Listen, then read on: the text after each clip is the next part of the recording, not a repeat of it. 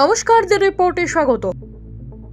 তার দলের আদর্শ নীতিতে কেউ বিশ্বাসী নাই হতে পারে, তবে বরাবর বর্ষিয়ান রাজনৈতিক নেতাদের কদর করতে জানেন ব্যারাকপুর লোকসভা কেন্দ্রের বিজেপি প্রার্থী অর্জুন সিং।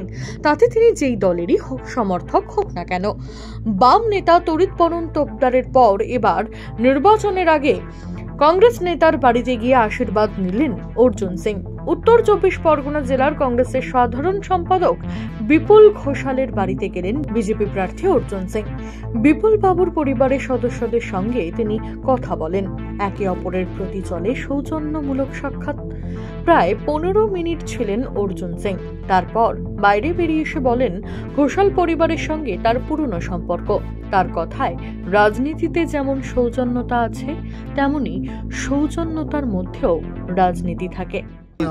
আমি এই পরিবারের সঙ্গে আমাদের পরিবারের পুরনো রিলেশন, তা আমি ইলেকশন লড়ছি, তা বাড়িতে আসবো না, দেখা করবো না, এর কারণে সব ব্যাপারে রাজনীতি কেন তোমরা ধরে নিয়ে কংগ্রেস করেন? আপনি তো কংগ্রেস করলে কি তার বাড়ি যাওয়া যায় না?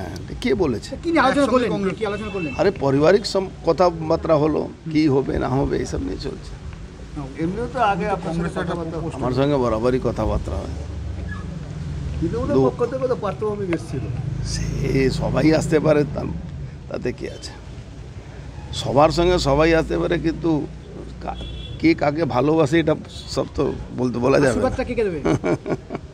বলছি যে দাদা, ইনি দীর্ঘদিনের বর্ষিয়ান নেতা, আশা, এই সৌজন্যতা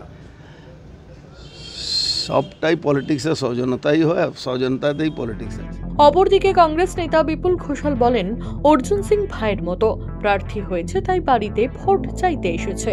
দাদা হিসেবে বিজয়ী হওয়ার আশীর্বাদ দিয়েছে।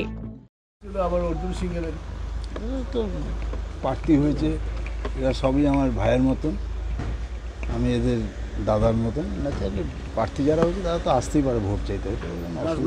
কি সমীকরণ না, রাজনৈতিক কোনো আলোচনা করেনি। বললো দাদা দেখবেন একটু, ভোটে দাঁড়িয়েছি। আমি বললাম যে ঠিক আছে, আমার দাদা হিসেবে কি আশীর্বাদ দিলেন? আমি বললাম যে আশীর্বাদ দিলাম, তোমার জয় হোক, ব্যাস এইটুকুই বললাম। তোমার জয় হোক তো পার্থভূমিকে বলেছিল। হ্যাঁ, আমি তো একটা দল করি, আমি এটা একটা দল করি এবং আমি কংগ্রেস করি এবং আমি জেলা কংগ্রেসের জেনারেল সেক্রেটারি। ব্যারাকপুর লোকসভা যে আমাদের জোটের আমি কনভেনার ব্যারাকপুর লোকসভার।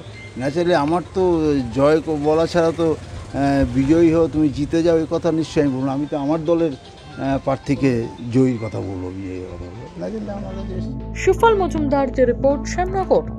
সমস্ত খবরের আপডেট পেতে লাইক করে সাবস্ক্রাইব করুন দ্য রিপোর্ট চ্যানেলটি। সেই সঙ্গে বেল বাটন প্রেস করতে ভুলবেন না। আপনাদের একটা সাবস্ক্রিপশন আমাদের জন্য অত্যন্ত মূল্যবান। জয় হিন্দ।